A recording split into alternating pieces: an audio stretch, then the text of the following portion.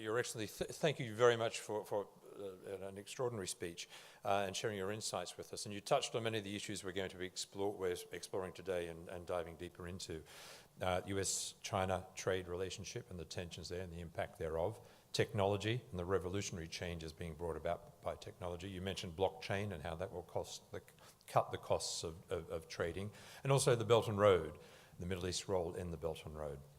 But I'd now like to move to our first panel discussion. And as I mentioned, the trade tensions between the US and China, which had threatened to develop into a full-scale trade war, seem to have eased in recent months.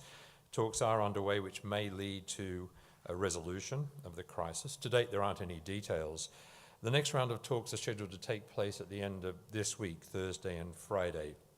Ironically, Friday, March 29, was the day the UK was scheduled to leave the European Union. More on that later. The deadline for a deal between the US and China has been put back, possibly an indication of some of the challenges they're facing, although US President Trump has said he remains confident a deal will be reached. Trade itself is now core to the global geopolitical discourse. Growing nationalism, a retreat from globalization, the America First policy, they set in motion a dramatic shift in trade alliances, and a key part of that shift is the Middle East. So now let's discuss some of that. I'm joined by Flynt Leverett, Professor of International Affairs and Asian Studies at Penn State, a former Senior Director for Middle East Affairs at the US National Security Council. Professor Leverett is also a visiting scholar at Peking University and an expert on the Middle East, energy and the economic dimensions of international security and Chinese foreign policy. Shan Huang, who's Associate Managing Editor and Editorial Board Member of the Beijing-based Ciaxin Media. Shan is also Senior Research Associate with the Kellogg Institute for International Studies at the University of Notre Dame. Boag, who's Regional Head of International Subsidiary Banking, MENA, for HSBC. Kyle and his team are responsible for the relationship management of subsidiaries of overseas companies operating in the region. And Neil Cuthbert, Partner, MENA at Dentons & Co. Neil is a banking and finance partner specializing in project and infrastructure financing. Ladies and gentlemen, please welcome to the stage my guests.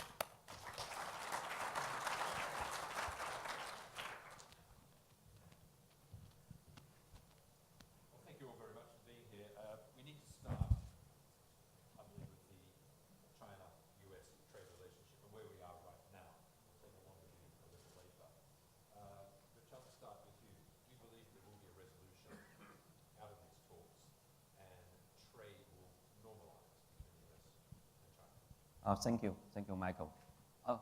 Before I answer a question, actually reminds me when we talk about the idea of pivot to Asia. In my mind, to my knowledge, is that actually the idea was brought by Obama administration.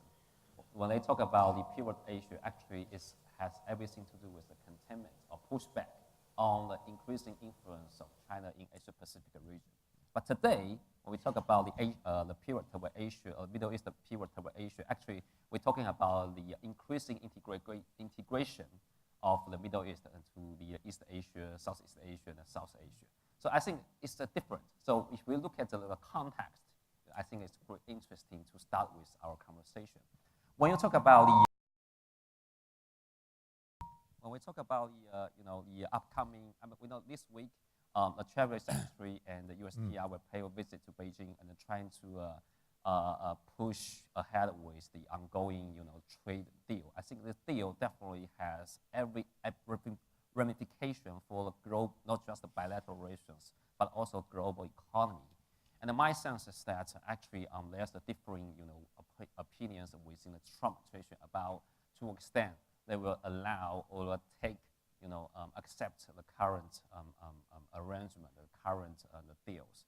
My sense is that actually both sides, Beijing and Washington D.C. are under great pressure to clinch a deal sooner rather than later, because we know actually China's economy now has gone through kind of structural slowdown, and the trade war definitely doubled down on the pain taken by Beijing. Also, we know that actually the Washington D.C.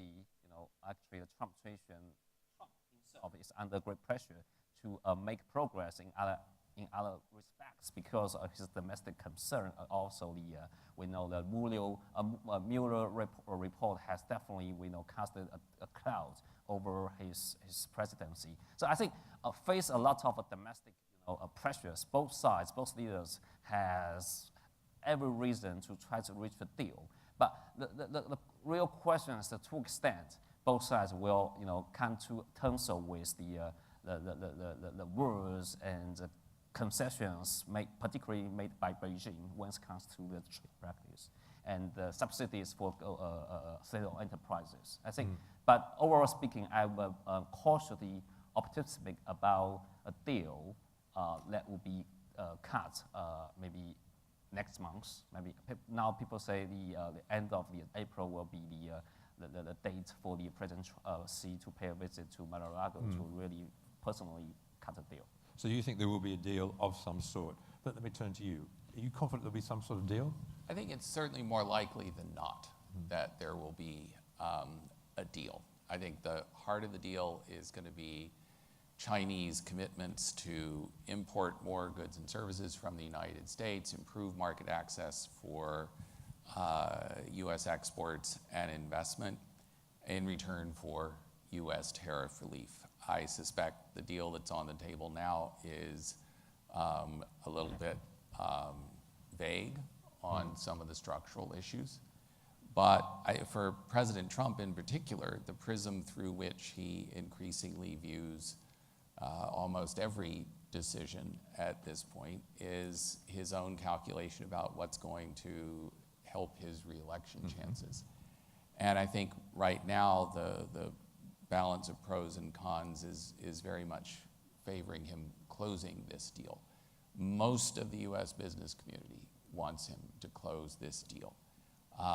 We have lots of evidence that financial markets, the U.S. stock market, when it looks like there's going to be a deal, the stock market performs better. When people start to think maybe there won't be a deal, the stock market can perform quite poorly. Going into his reelection campaign, Trump wants to have as much help from the stock market as he can get, and that argues in favor of him closing the deal. Just in terms of the bilateral trade deficit, the overall U.S. trade deficit, the merchandise trade deficit, has reached a record high during Trump's presidency. The bilateral deficit with China is getting bigger. Trump needs a win on trade. One thing for sure this deal would do is provide some improvement in the deficit before the U.S. elections. So with all that in the mix, even if some of the more hardline elements in Trump's own administration may not like all aspects of the deal that's on the table now, as I said, I think it's more likely than not that Trump will want to close the deal. Let me turn to you now. You're advising businesses in the region, and clearly it's been a turbulent time. There's been a massive amount of geopolitical uncertainty, driven at the core by the US-China trade dispute. What are you advising clients to do right now? I think at the moment clients are feeling they're not sure what way to go. So there's certain inertia in terms of making decisions about where they would invest. At the moment, those that are dependent on the supply chain from China are now looking at alternatives. Where can they get product substitution in a short term? I think in the longer term, though, it will affect investment decisions. And one thing that we see quite a lot for our customers that are investing in Asia is they'll look at China plus one. So investment in production in China, but also another country there as a contingency. Now they're looking actually at China plus one. So actually, do they have to diversify their supply chain further across the region to make sure that they're well mitigated against the risk? I'd like to explore that a bit further to what is the plus one and the plus one, what sort of countries they're looking at, but we will get to that in a minute. Neil, let me turn to you. UAE relations with China. Obviously, there was a big improvement from President Xi's visit. What's the outlook there, especially in these uncertain times with the US-China relationship? Well, last year, President Xi visited the UAE for, I think, the first Chinese leader to visit in nearly 30 years. China, as we've heard, is the UAE's second largest trading partner globally. It's reported by the UAE ambassador to China that non-oil trade between the two countries stood last year at over 50 billion and could double over the next decade. We also heard that the UAE is the gateway for about 60% of China's exports to the Middle East, and on its own account, accounts for about a quarter of Arab trade with China. The UAE is China's top trade partner in the Middle East. During President Xi's visit, many MOUs and agreements were covered and signed, including approval of the Chinese government's first financial services firm to set up in the ADGM. ADNOC and CNPC agreed to explore joint business opportunities. Importantly, the UAE confirmed it was part of the Belt and Road Initiative, and then a wide variety of cultural education, tourism, and other media initiatives. There's, of course, a lot of competition sort of around the Middle East for sort of China's attention and China's trade. If you look at Saudi and Oman in particular, in the case of Oman, the principal focus has been on the Duqm Free Trade Zone. But in the UAE, the UAE has many advantages and strengths to play to, including, clearly, as we've heard earlier from His Excellency, a very sophisticated port and terminal system, logistics facilities, low-tax environment, and friendly investment and business laws for foreign companies. So, I think the future is very bright for China-UAE trade relations, and I think the visit of President Xi has certainly given a very timely boost in relations between the two countries, and there are now a great many intergovernmental initiatives going on to sort of to further that trade. And they're real as opposed to just symbolic. And absolutely, absolutely, okay. very real. Let's turn now to Belt and Road, which is the huge initiative from China, as we know. But some of the luster has come off that in the last 12 months. Malaysia experience, the Sri Lanka experience, and also the US is actively pushing against it. There's no doubt about it. But is it an opportunity for the Middle East, for the UAE and the Middle East? We heard His Excellency talk about the Belt and Road and how DP World's on it. What's the perception in Beijing of the Middle East view of the Belt and Road? Well, I think definitely if you look at last year's China GCC called Cooperation Forum, actually I think GCC countries have already agreed to integrate their vision of Vision 2025 or Vision 2030 into the Belt and Road initiatives. I think definitely the United Front has been formed between particular Gulf states and China. And also, I would say that today, we let Chinese presidency just paid a state visit to Rome, and the pool of cool, between one of the key, G7 countries with China. I think I would not say this is the first domino piece in, when it comes to Belt and Road Initiative acceptance among the major Western capitals, but definitely to represent the kind of breakthrough when it comes to, China's Belt and Road Initiatives. But I would say another caveat when it comes to the Belt and Road Initiative in Middle East.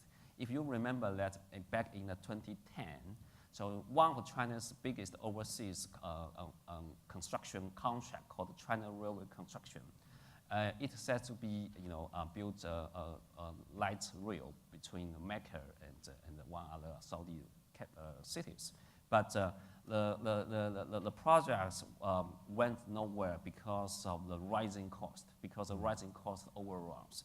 So it's really diminished, damaged the reputation of Chinese state-owned contractors within the Middle East countries. So I would say when it comes to this kind of service trade, I think we also said once bitten, twice shy. That means that definitely, I think both Arab, Middle East countries and the Chinese, big contractors must learn a lesson from the failed project. So I think we definitely, the devil is always in the detail. So we must pay attention to, the execution, enforcement of this. And you must pay attention to local customers, local regulations. A lot of the unexpected, factors will standing in the way of your, broad, ambitious program. Flynt, Shan raised a very good point about Italy signing up, as it were, for Belt and Road. Absolutely going to earn the ire of US authorities almost certainly, because they're deeply concerned about Belt and Road for geopolitical and strategic and reasons. But in terms of the Middle East, does it offer even greater opportunity now because of the US opposition to it? Yes, I think it does. There is more and more caricature of Belt and Road in the United States. It's essentially, debt trap diplomacy whereby China can offload all kinds of overcapacity it's accumulated in various sectors and kind of, pave its way across Eurasia. Look, there are clearly some deals that have been done which probably on the Chinese side shouldn't have been done. There's some deals which, in terms of China's negotiating partners, weren't negotiated as rigorously as perhaps they should have been. I think the learning curve on China's for Belt and Road partners on this is accelerating very rapidly. And I think in the end, though, this is going to happen. Belt and Road is not collapsing. And I think what happened in Italy is one indication of that. There are many, many opportunities for Middle Eastern countries in Belt and Road. The reality is, and China has tapped into this reality, there is a huge infrastructure deficit across Eurasia. You don't have to accept China's analysis to believe that. The Asian Development Bank told us that years and years ago. Trillions and trillions of dollars in infrastructure deficit. And frankly, other than kind of grousing about China, the United States doesn't really have a strategically significant alternative to propose. Yeah, they're trying to do more within the U.S. government to encourage more U.S. investment, alternatives to Chinese investment in some of these areas. But it's marginal in scale. This is the Indo-Pacific strategy. I've been talking to some U.S. officials about it recently, and it clearly isn't up there in terms of profile or money or commitment. That's right, and it's not going to be. Yeah. Carl, turn to you. Going around the region, do you see real evidence of Belt and Road? Because it's been described to me several times as a marketing exercise, a branding exercise, huge vision, but where's the substance? Are you seeing anything of it on the ground?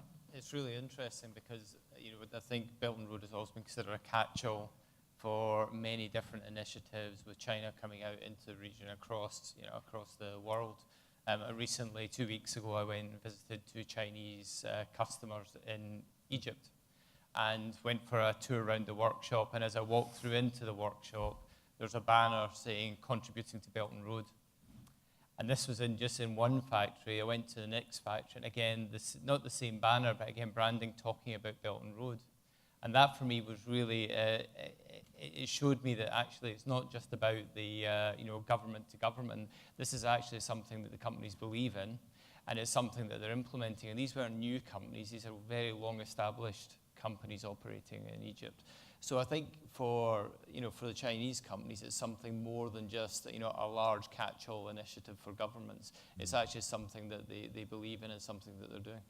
Neil, are you seeing that? Are you seeing some real substance in Belt and Road in the region? Yeah, very definitely. If you look at the probably the 4 most high-profile projects that come under the so-called Belt and Road. Here in the UAE, you had the ground-setting Hassian Clean Coal Project, which is a very large electricity project here in Dubai, 2,400 megawatts, sizable by any comparison. Down in Abu Dhabi, you had the Jinko Marubeni Suehat 1.1 gigawatt solar plant.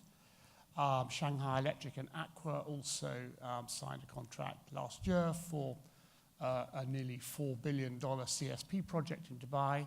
And probably most recently is COSCO's terminal project at Khalifa Port in Abu Dhabi. So yes, I mean, I think there is clear evidence of an initiative, and I think there are more projects in the pipeline. I think to pick up on your point about sort of things that have gone wrong, and we all know about the problems of the port in Sri Lanka, and the recent cancellations or suspensions, as people would like to, of the projects in Malaysia, and other similar examples in Vietnam, I think, as well, and Myanmar. And I think the key is for the UAE and the Middle East in general to avoid these vanity projects, these uneconomic, non-strategic vanity projects, which are the projects that have most failed, and to focus on projects that are affordable, economic, and part of sort of the strategic vision of the leaders here. If you can do that, then I think you will avoid the bumps in the Belt and Road that other countries have seen. Shan, do you get a sense of that in Beijing, that there is an understanding that some of these deals weren't good deals for China, for the Belt and Road vision, and that China is adjusting its approach? Because one of the issues is clearly some transparency of financing, the debt trap. US is pushing that as a warning not to get involved. But is Beijing picking up this as a message and adjusting accordingly? Definitely, I think Beijing learned the lessons. I think definitely it's a learning curve for Beijing. But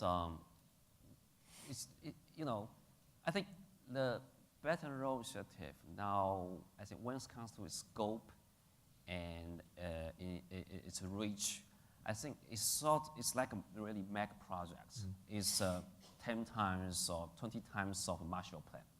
It's easier to compare it to Marshall Plan.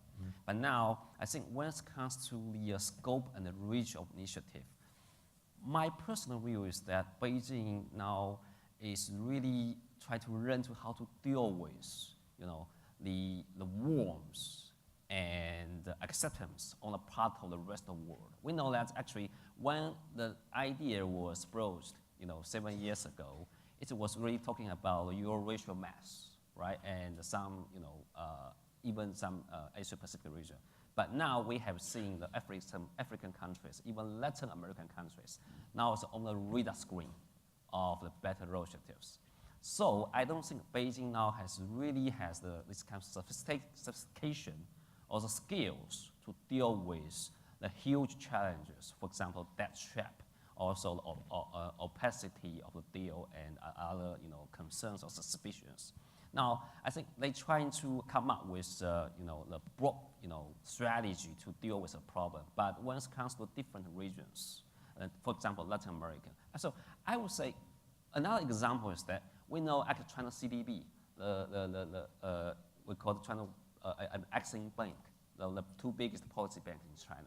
So a couple of years ago, we know those two policy banks have footprints across the world, but it has more cons than pros. I mean, more backlash from local communities because of the concern over environmental degradation and ignorance of human rights, all of the issues. Now, they established the AIIB, Asia Infrastructure Investment Bank. So this is like, I would call it the CDB version 2.0. It's really learn the drawbacks, learn the lessons from the failure of the previous policy banks' behavior in particularly in some far-flung countries. But the big but is that you never know that it's easier than not that China may repeat the previous mistakes, allowing those policy banks to give out loans without consideration of local conditions, without consideration of a local backlash. So when you spread out these big mega projects, it's quite often than not, you will make mistakes. and have a lot of missteps in this, implementation process. So you think there'll be some more bumps on the road, on the Belt and Road, pardon the pun, Quite a lot of had to happen. Flynt, let's take a longer term view. Obviously, Trump's very robust language about China and about most things has escalated tensions. But is there a risk beyond Trump that the tensions between US and China will remain over the medium to long term? I think that risk is very, very high. Trump's election in 2016 and his presidential tenure have set off a much deeper than usual debate in my country about the basic purposes of US foreign policy. And frankly, the only consensus point to have emerged is getting tough on China. Personally, I think this is a horrible development for long-term US interests properly understood. But the more important analytical point to make here is that at this juncture, interrelated ambitions for US policy to change China's economic model, to slow its technological rise, to limit its strategic influence, these are not just Trump positions. Increasingly, these are default positions for Democrats as well as for Republicans. And I think that the sharply negative trend in US policy toward China that we've seen over the last 2 to 3 years, that is going to continue, whether Trump wins re-election in 2020 or if he loses to presumably a Democrat. Interesting. Now, I do want to invite you, please, the audience, to ask your questions, to take part in this conversation. So please start thinking about your questions, and I'll come to you in just a moment. But Carla, I want to turn to you. This anti-China rhetoric from the US, which does seem to be now deeply ingrained in the whole political debate, is that impeding the Middle East's pivot to Asia, or is it in fact accelerating it? I think it's where I focus on it. With the US becoming more inwardly looking, the Middle East has to look and say, well, where are the other major partners in the world that we should be dealing with? China and Asia are very obvious. So I think that the change in the US attitude, has made them more hesitant and actually realize that they have to build deeper and better relationships with Asia. I think the Belt and Road Initiative has really helped to do that. I think as more projects go, people get used to dealing with different countries, different cultures, and I think as that spreads out across the rest of Asia, I think you will see a continued focus in the pivot to Asia we're discussing today. Neil, the same question to you. Do you think that the US rhetoric with China is accelerating better relations, closer economic and commercial ties between the Middle East and Asia, or in fact slowing them? I'm not sure if it's accelerating, but I mean, I definitely think that the subject of today's talk, a pivot towards Asia, is definitely the reality. And there's no doubt that the rhetoric coming out of Washington is making people think about where their priorities, where the future of trade lies for them. And I think the whole of the Middle East is very definitely looking east. And then you've got, institutions like the AIIB, which we were discussing the other day, and they are actively looking at the Middle East as part of their mandate, and already have made a number of significant loans into Oman, into Turkey, into Jordan, into Egypt. So yeah, I mean, I think it is definitely the reality. It's interesting, we had the Vice President of the AIIB in an Asia House last week, and we've done a bit of work with them. And they're very keen to position themselves not as the Belt and Road Bank. They don't want to be seen as the Belt and Road Bank, and they also don't want to be seen as an instrument of China, pointing out that they have 70-plus country members and everything. But the perception remains that this is the Chinese version of a multilateral. Well, HSBC are the Belt and Road Bank, right? So or Standard Chartered, depending which airport you're at. Let's now open it up to questions, please. Hand in the air and identify yourself. The gentleman there, please. Name and organisation, if you wouldn't mind. Gather will bring you a microphone. Thank you very much. Oliver Stelling, I'm a communications advisor in emerging markets. My focus is very much on Belt and Road. I have a question for Mr. Shan Huang. We heard a lot about anti-Chinese rhetoric, perceptions. It brings me back to the Chinese the Beijing Olympics, 2008. The initiative was started in 2001 for the second time, because the first time around in the 90s, they lost out. At that time, there was an understanding that Beijing needs to develop its soft power. It needs to engage. To win the Olympics, you had to engage stakeholders where they were. And I look at Belt and Road today and think, isn't this the same thing? We're talking about trade across much of the world. Isn't this the opportunity to engage stakeholders at their own terms rather than have central control over every message that goes out? Well, good question. I think, diplomacy definitely extension of domestic politics. So you talk about actually the different stage of China's go broad strategy, right? So, I think in the early term of this century, actually China launched a national campaign called Go Broad, and encouraging, not just policy banks, but also private banks, also the particularly state-owned companies go abroad to cut deals and make acquisitions, acquire, strategically important assets. But overall speaking, I would say the first 10 years of this century, China's go broad strategy actually has triggered, greater problems than it should have been done. That means that actually we trigger a lot of backlash from local communities. So when President Xi came into his office, so he tries to use the old concept called the Silk Road initiative, and also the old maritime belt road. So this old concept to make it more appealing or attractive, or make the other countries more acceptable to these ideas, because the belt and the road has been in place for 1,000 years. Now we just try to reinvent this concept. So, but the deal, as I mentioned before, that the scope and the reach of program has really go beyond the original, what has been original conceived.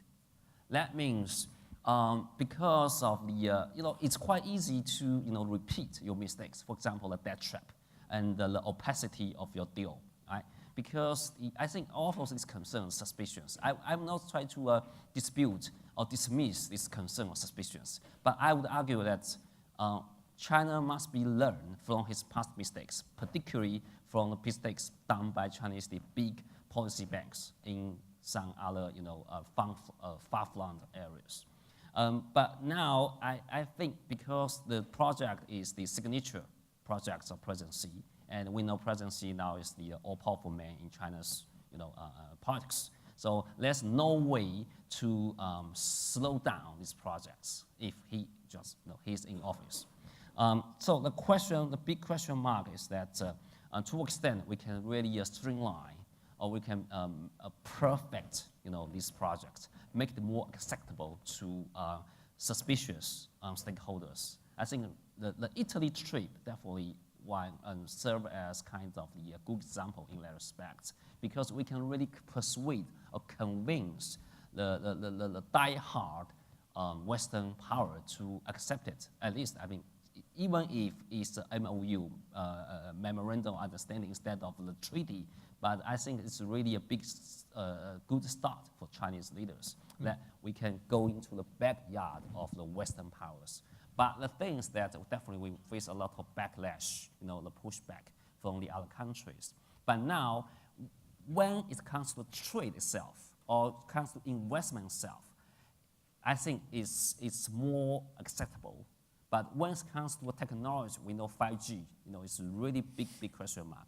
But now I think the Trump administration and other like-minded Western governments really wants to limit their ambition, say, let's focus on the 5G mobile internet equipment. So as long as Italy, Rome, accept that you don't use the 5G technology in your mobile internet equipment. So I will take it. I will accept your position.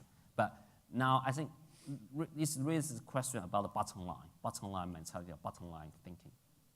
Okay, I do want to put that to you. Does Beijing need to take the examples of the Olympics, which clearly not the same scale, and embrace the international community in a different way to try to win over some of the skeptics? Sure. I think there have been mistakes on multiple fronts, and I think that's really in a way only to be expected in an undertaking like this. And I think the Chinese are displaying a capacity to adjust, as in the current developments with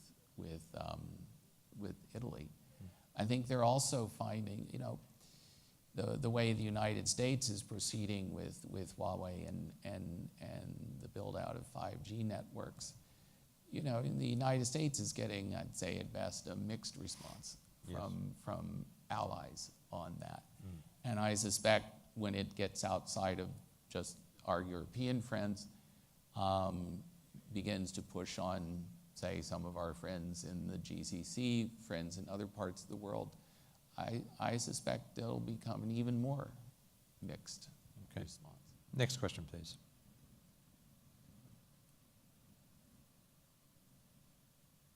Please, over there.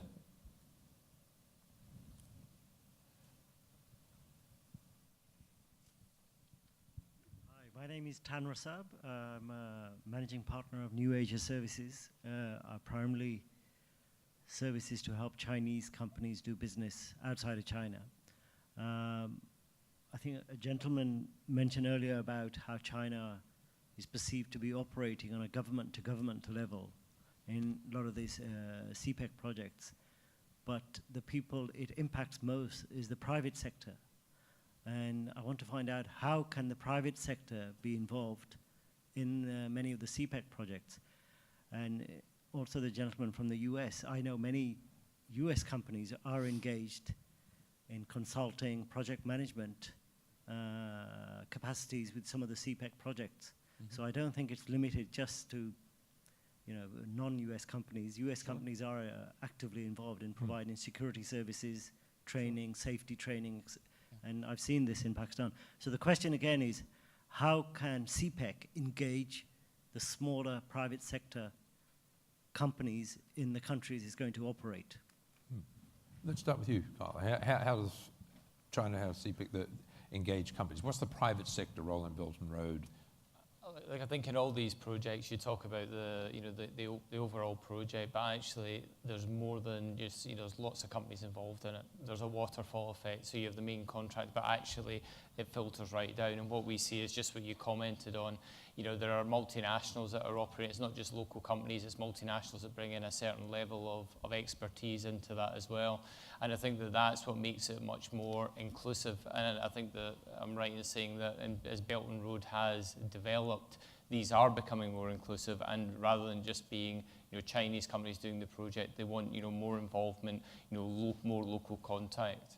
In terms of the actual around specific security project, again, not my area of expertise, but I do know that as the Chinese companies are working more outside and coming more out of China, I think that the countries that they're operating in are adapting to support them. For ourselves, we operate China desks, within the UAE, we operate them within Egypt, because we want to try and bridge that cultural gap that exists as well, and the gap in business practices. So I do think there's a lot that can be done, and as Belt and Road progresses, I think you will see more of this as people get, they realise the pitfalls of it, but also the best ways to approach it. Neil, private sector involvement? Yes, I mean, of course. I mean, there's a role in many of these projects for private sector. I don't know much about CPEC itself, but I mean, just looking at sort of the broader question. I mean, in many countries there are local procurement laws and regulations that stipulate that there's got to be local contractors or local materials or local sourcing. And of course that opens up the opportunity for proper joint ventures between the Chinese contractor, which is their usual role, and local private companies. So yeah, I mean, I think definitely, depending which country and what type of project it is, then I think there are definitely opportunities. And I've worked on many projects with Chinese companies where there are local companies involved in a joint venture, either supplying equipment, supplying labour, supplying land, whatever. I'm afraid we're out of time, but Flynt, I want to ask one final question to you. There's a sense that the US is saying to its allies, and possibly we'll say even more bluntly, you have to choose sides. You have to be on the US side, you have to be on the China side. There are risks associated with that. And where will the Middle East broadly fall in that argument? I think the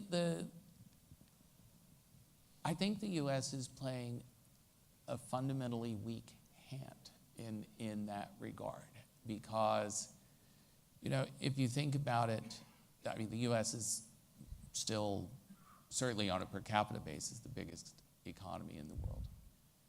But, if you look at where the future of trade is headed, where are going to be the major growth opportunities for trade over the next 20, 30, maybe 50 years. The U.S. is going to continue to be obviously a major economy, but if you really want to grow your trading relations, China, Asia more generally, is going to be a much more promising growth area than North America. And, even some of America's closest allies are figuring that out. And I think over time, economic gravity is going to pull people more to the east than to the west. And if anything, U.S. policy, the way it's headed toward China, toward some other key countries, I think it's actually accelerating that movement faster than it would be if U.S. policy were perhaps more sensible. Thank you very much. I'm afraid we do have to leave it there. Ladies and gentlemen, please join me in thanking our guests, Flynt Leverett, Shan Huang, Boag, and Neil Cuthbert.